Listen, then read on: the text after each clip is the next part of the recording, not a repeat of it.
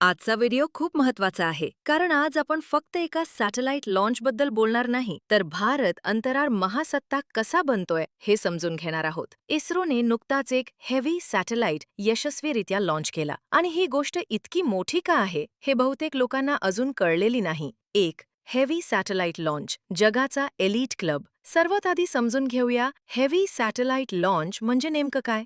साधारणपणे 4 टनांपेक्षा जास्त वजनाचा उपग्रह जो सुरक्षितपणे कक्षेत नेण्यासाठी अत्यंत शक्तिशाली रॉकेट लागतं. आज संपूर्ण जगात हे करणारे फक्त मोजकेच देश आहेत. अमेरिका, रशिया, चीन, युरोप, जपान आणि आपला भारत. पण यात भारताचं खास काय?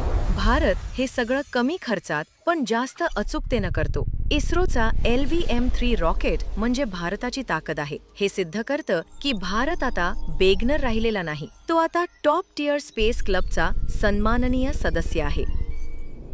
आता प्रश्न येतो, हा सॅटेलाइट वेगळा का आहे? सगळेच सॅटेलाइट सारखे नसतात का? मुळीच नाही. हा सॅटेलाइट डिरेक्ट मोबाईल कनेक्टिव्हिटीसाठी डिझाईन केलेला आहे. म्हणजे काय? तर जिथे मोबाईल टॉवर नाही, जंगल, समुद्र, डोंगर किंवा वाळवंट अगदी अशा ठिकाणीही आता थेट फोन नेटवर्क शक्य होणार आहे. याचा अर्थ इंटरनेट सर्वत्र असेल, आपत्कालीन परिस्थितीत संवाद सोपा होईल आणि भारताच्या 5G, 6G इकोसिस्टमला मोठी चालना मिळेल. हा सॅटेलाइट म्हणजे फक्त स्पेस टेक नाही, तर हा अर्थ इम्पॅक्ट टेक आहे. आता एक प्रॅक्टिकल प्रश्न, इस्रोला यातून नक्की फायदा काय? पहिला फायदा म्हणजे कमर्शियल रेव्हेन्यू. आज संपूर्ण जग इस्रोकडे येतंय कारण आपण स्वस्त, विश्वासार्ह आणि वेळेत डिलिव्हरी देतो. दुसरा फायदा म्हणजे ग्लोबल ट्रस्ट. जड उपग्रह यशस्वीरित्या लॉन्च करणं म्हणजे जगाला हे सांगणं की इस्रो मोठ्या मोहिमा पेलण्यासाठी सज्ज आहे. यामुळेच गगनयान, स्वतःचं स्पेस स्टेशन आणि आंतरग्रहीय मोहिमांचं स्वप्न आता पूर्ण होणार आहे. इस्रो आता फक्त वैज्ञानिक संस्था नाही, तर स्पेस इकॉनॉमीचा मोठा प्लेयर बनतोय. 4.